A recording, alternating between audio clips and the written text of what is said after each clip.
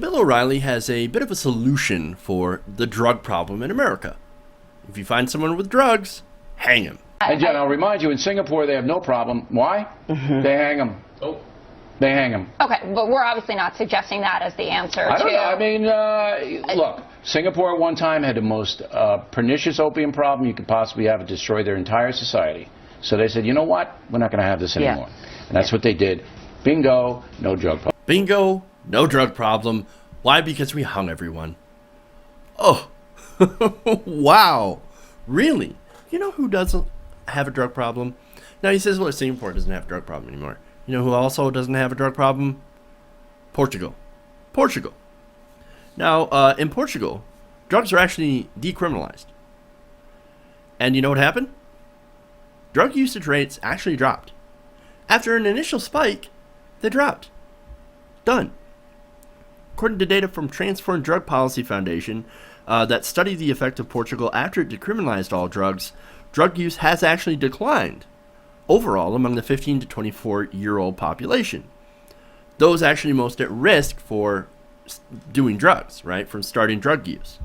Now, more data, of course. There's also been a decline in the percentage of the population who've even ever used a drug and then continue to do so. Now, finally, and this was the most important here, drug-induced deaths in Portugal have actually steeply dropped since decriminalization. Now, here's the irony on all that. Now, Young Turks, Anna Kasparian, John Iadarola, they did the story yesterday, right? And they pointed out that when they did the story, the whole point of the war on drugs, as Anna said, was to save lives. So why do we have a war on drugs? What was the whole purpose of the war on drugs, right? To save America's youth. No, the war, well, yes, that's part of it, but you want to protect Americans, people in general, right, from drug abuse. Now, Bill O'Reilly, ironically, is going against the entire stated goal of the drug war.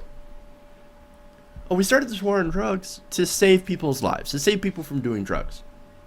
Bill O'Reilly says, oh, fucking hang them. Hang them high if they're caught with drugs. That'll get rid of the drug problem. What monumental idiocy. Monumental idiocy. Let's kill you from doing drugs, right? Let's kill you for doing drugs in order to save your life from being ruined by doing drugs. It makes no sense. It makes no sense. But I guess if you're Bill O'Reilly, you don't actually need to make sense. Especially when you're cashing fat checks from Fox News from being garbage. This kind of garbage. Oh, it's ridiculous. Now look, I want to be intellectually honest with everybody, right?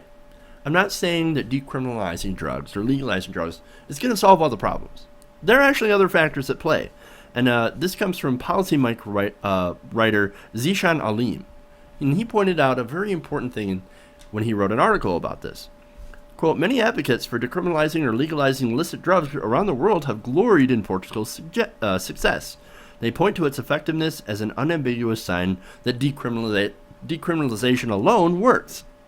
However, but some social scientists have cautioned against attributing all the numbers to decriminalization itself, as there are other factors at play in the national decrease of overdoses, disease, and usage.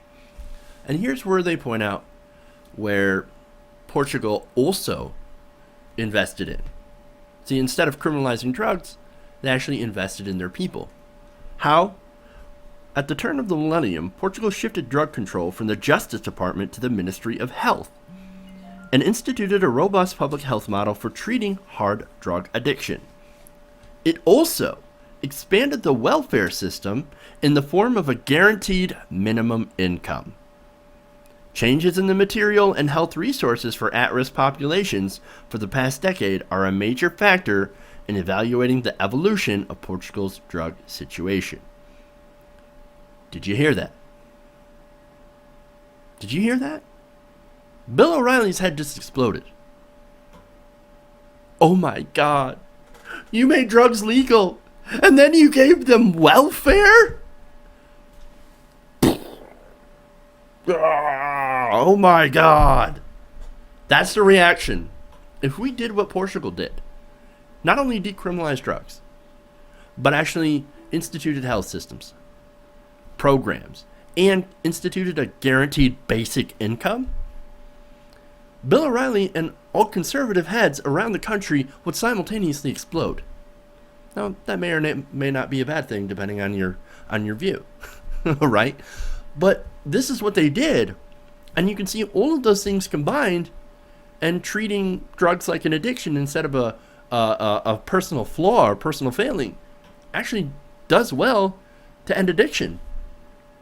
But instead, Bill O'Reilly, what he wants to do is hang him high.